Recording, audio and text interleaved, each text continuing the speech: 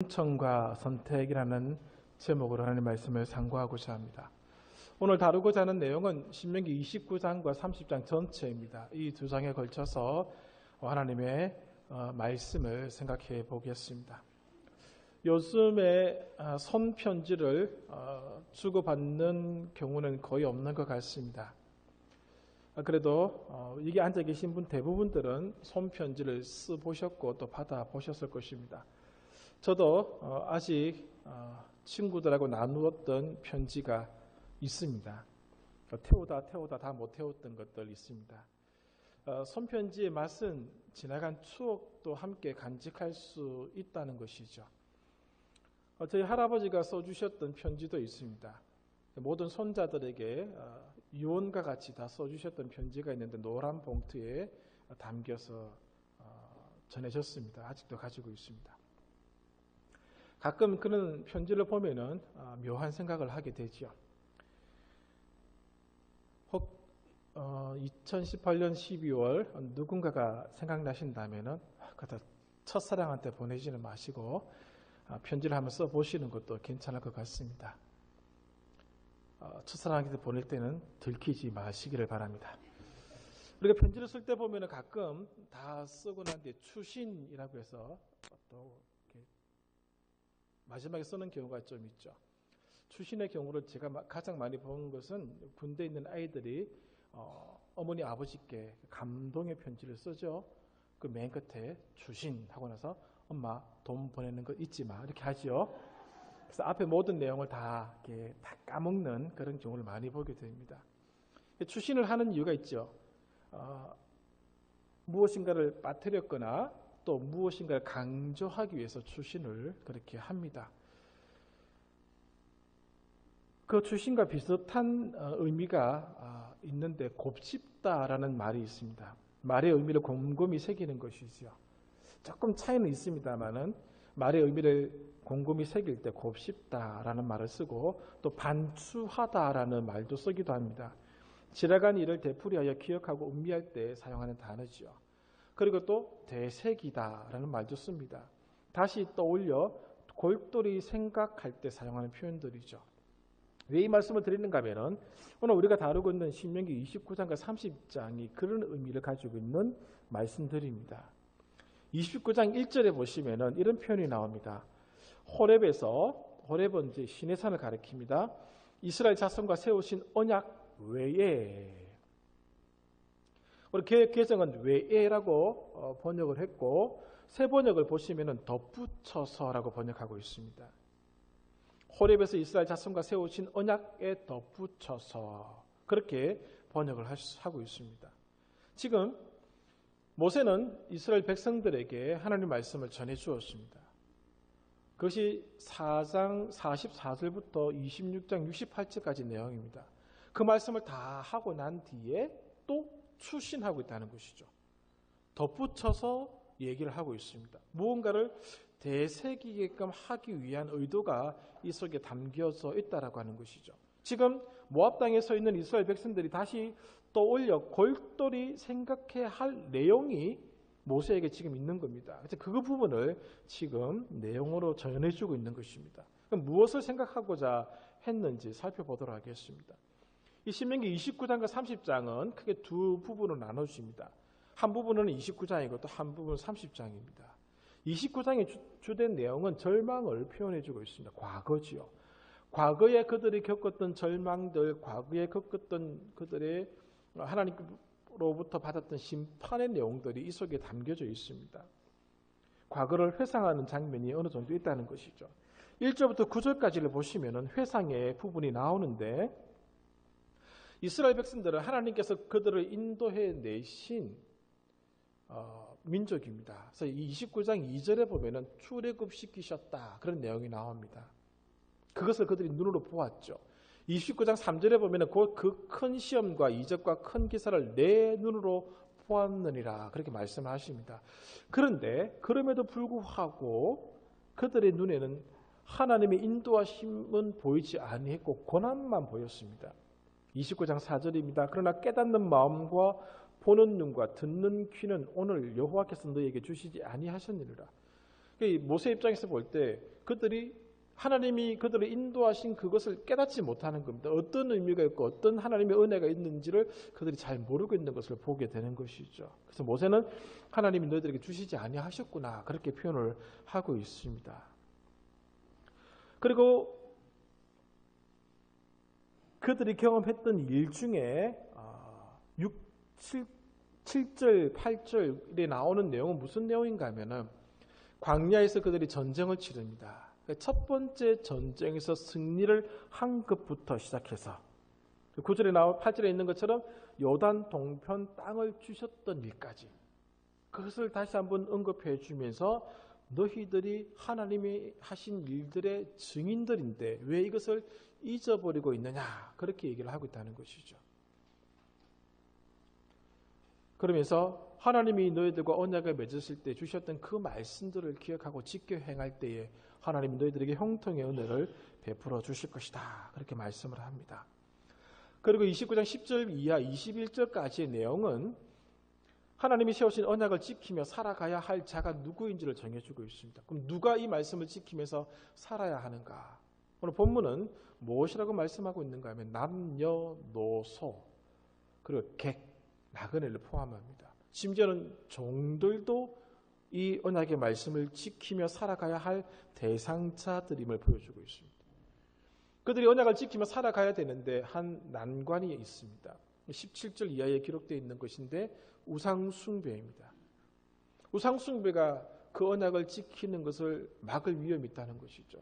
아니 그렇게 했다라고 우상숭배함으로 너희들이 넘어졌고 그 우상숭배함으로 하나님의 징계가 있었음을 알려주고 있는 것입니다. 우상숭배의 본질적인 의미는 무엇인가 하면 나를 만족시켜주는 대상을 찾는 겁니다. 나의 욕심을 채워줄 대상을 찾는 것이죠.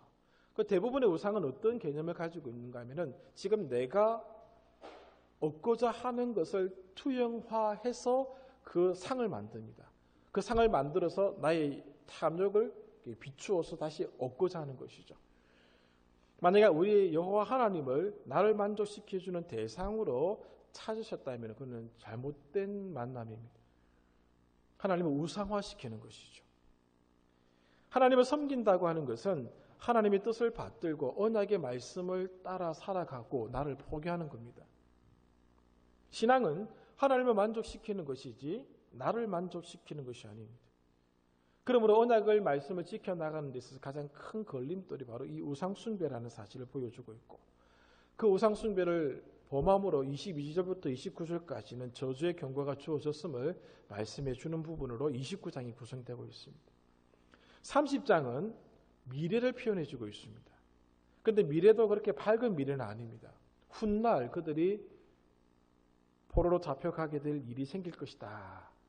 그러나 그때 그 나라들로 너희들이 끌려갔을 때 30장 1절입니다. 내가 내게 진술한 모든 복과 저주가 내게 임함으로 내가 내 하나님 여호와로부터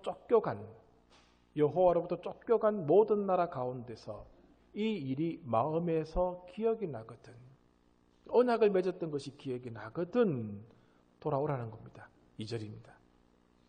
내 하나님 여호와께서 너와 내 자손이 내 하나님 여호와께로 돌아오면 하나님이 또 마음을 돌이키시고 너희들에게로 오실 것이다. 그렇게 말씀을 해주고 있습니다. 미래에 일어날 일들을 말씀해주고 있는데 미래에 그들이 다시 회복할 것임을 말씀해주고 있습니다. 그들이 고난과 어려움을 겪게 될 때에 이 일이 마음에서 기억날 때는 돌아서라는 겁니다. 돌아서서 마음을 다하고 뜻을 다하여 여호와의 말씀을 청종하라는 것입니다. 그리고 3절부터 10절까지는 회복의 조건을 말씀해 주고 계신데 돌이키는 겁니다. 회개입니다. 우리가 돌이키면 여호와께서도 돌아오십니다. 여호와께서 우리를 긍휼히 여겨 주실 것입니다. 포로에서 돌아오게 하실 것입니다. 흩어진 백성을 모아 주실 것입니다.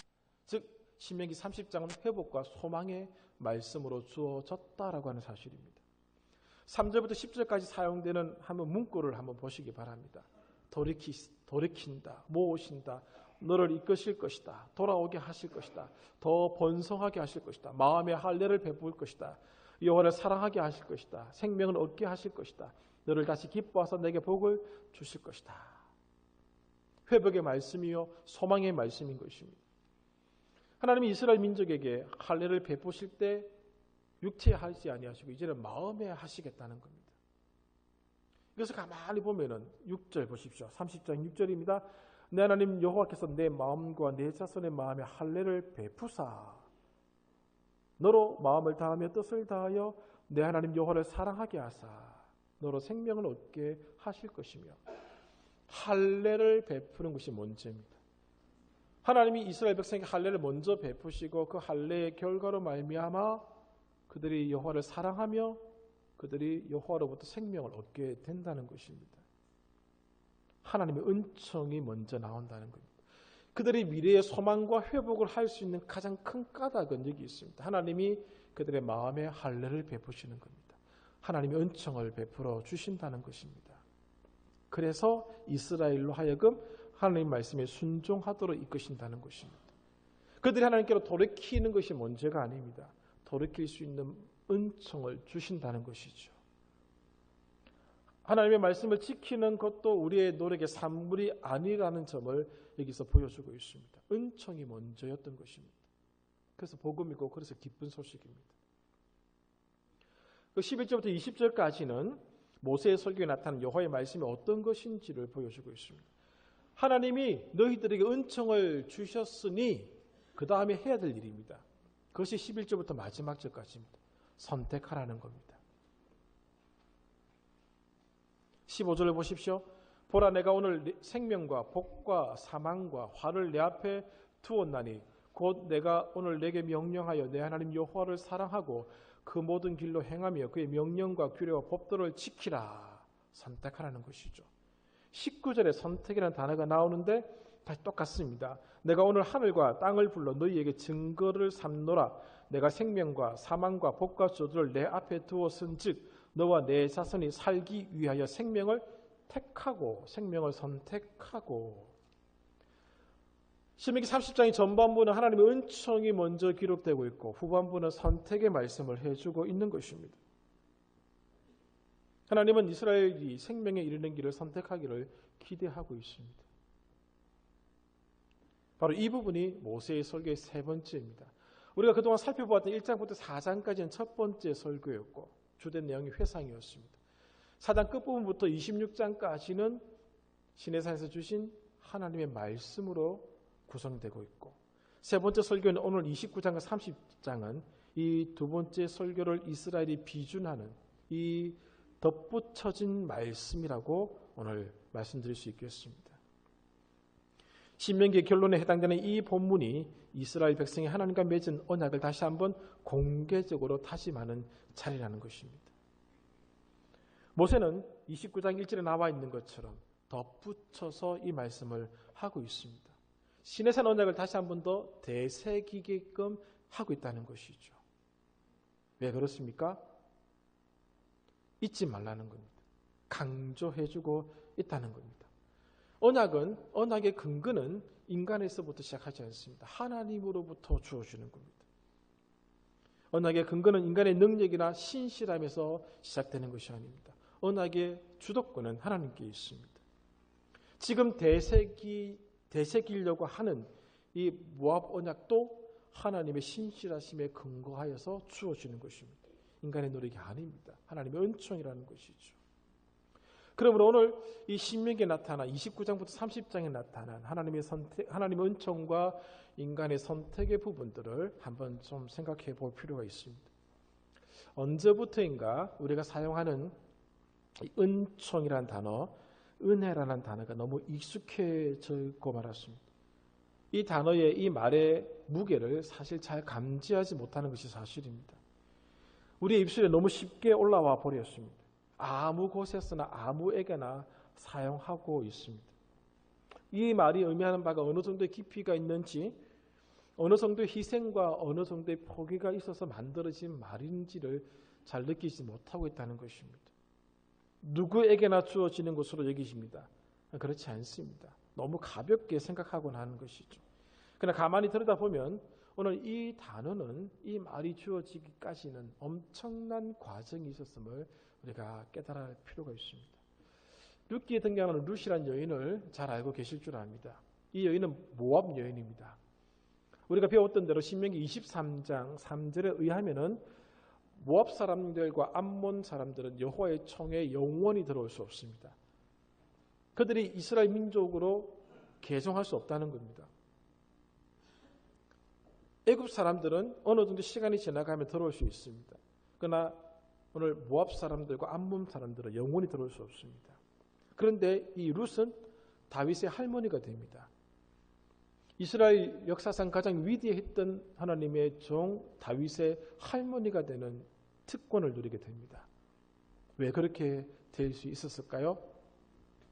오늘 룻기에 나타난 이 여인의 고백을 우리가 생각해 볼 필요가 있습니다. 룻기 1장 16절 17절에 보면 이렇게 고백합니다.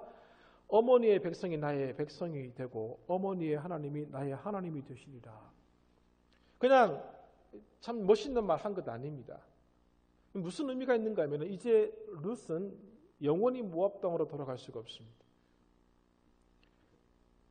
유대 땅 베들레헴 사람들이 룻이라는 사람을 받아주든 주지 않든지 간에 이제는 베들레헴에서 죽어야 됩니다. 베들레헴에서 어떤 어려움과 어떤 고난이 있다 할지라도 모압으로 돌아갈 수 없습니다. 친정으로 돌아갈 수가 없습니다. 이제는 어머니의 백성이 자기의 백성입니다. 자기의 민족을 버렸다는 겁니다. 돌아갈 자리를 포기한 겁니다. 배수진을 친 겁니다. 어머니 하나님이 자기의 하나님이 되는 겁니다. 모압 민족이 섬기고 있는 그 신을 그는 신이라 부르지 못합니다. 이제는 모압으로 돌아가서 그 신을 섬길 수도 없습니다. 룻이 만약에 모압으로 돌아가게 된다면은 그 모압 민족이 룻을 죽일 것입니다. 그리고 이렇게 고백하죠. 어머니께서 죽으시는 곳에서 나도 죽어 거기 묻힐 것이라. 이제 어머니가 나에게 소망이 되든 소망이 되지 아니하든 내가 베들레헴 땅에서 어떻게 살아가든지 간에 이제 그 땅에서 죽겠습니다. 그 말입니다. 인생의 모든 걸 걸었습니다. 룻기 2장 10절을 보십시오. 룻이 경험한 것이 있습니다. 하나님의 은총입니다. 베들레헴 땅의 사람들로부터 은총을 경험하게 됩니다. 오늘 은총, 은혜를 경험하기 전에 오늘 무엇이 있어야 되는가 하면은 선택이 있어야 됩니다. 룻은 모든 걸 걸었습니다.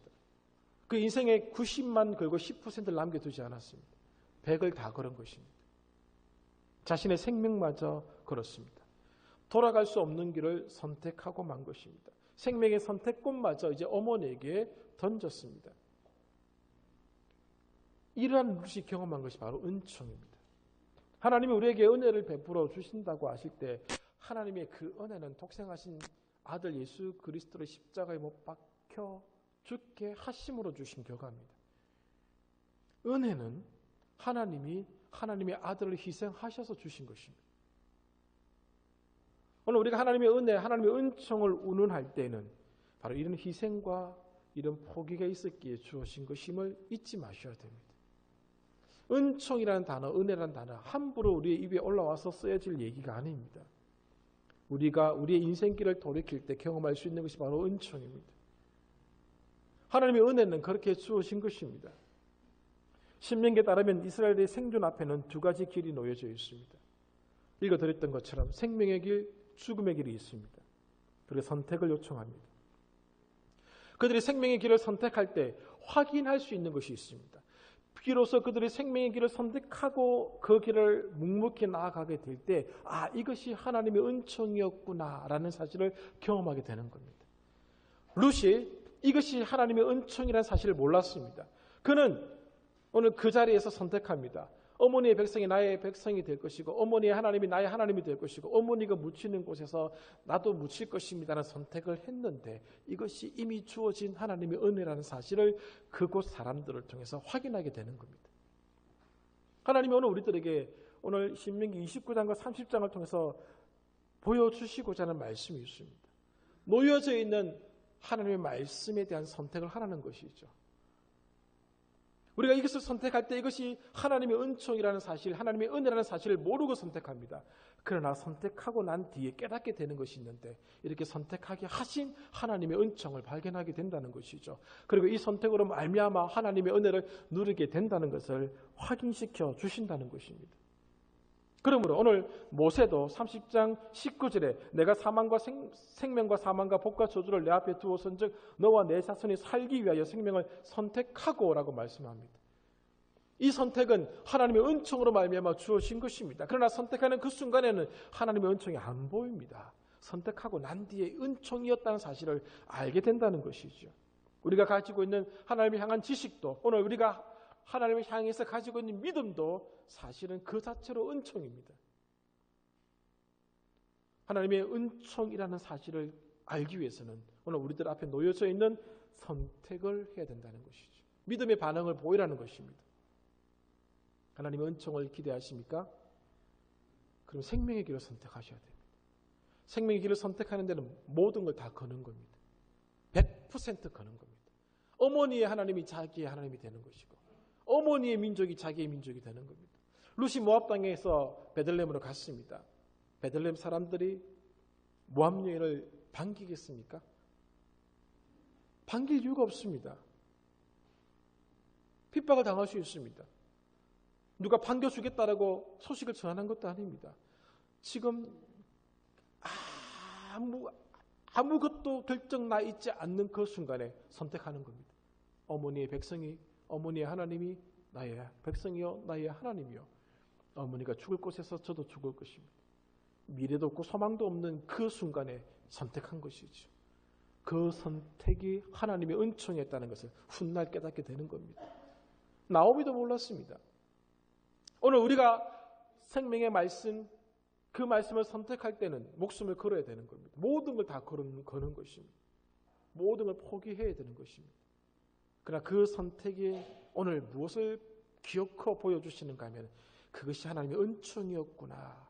그것이 하나님의 은혜로 이루어진 일이구나라는 사실을 보여준다는 것입니다. 그러므로 두려워하지 말라는 겁니다. 오늘 그 말씀을 선택하는 자에게 주어진 말씀이 11절부터 14절입니다. 30장 11절. 내가 오늘 내게 명령한 이 명령은 내게 어려운 것도 아니요 먼 것도 아니라. 선택하는 자에게 이것은 어렵지 않습니다. 왜? 다 걸었거든요. 다 바쳤습니다. 그 말씀 앞에 모든 걸 다 내려놓은 것이죠. 어려운 것도 아니고 먼 것도 아닙니다. 하늘 위에 있는 걸 끄집어 내리고 와서 오늘 우리에게 줄 사람도 아무도 없고요. 바다 건너편에 있는 이 말씀을 가지고 와서 오늘 우리들에게 줄 사도 없습니다. 이 말씀은 14절 오직 그 말씀이 내게 매우 가까워서 내 입에 있으며 내 마음에 있은즉 내가 이를 행할 수 있느니라. 기록된 이 모든 말씀을 우리가 행할 수 있다는 것이죠. 누구에게? 이 길을 걸어가겠다라고 선택한 자에게는 이것이 주어지는 겁니다.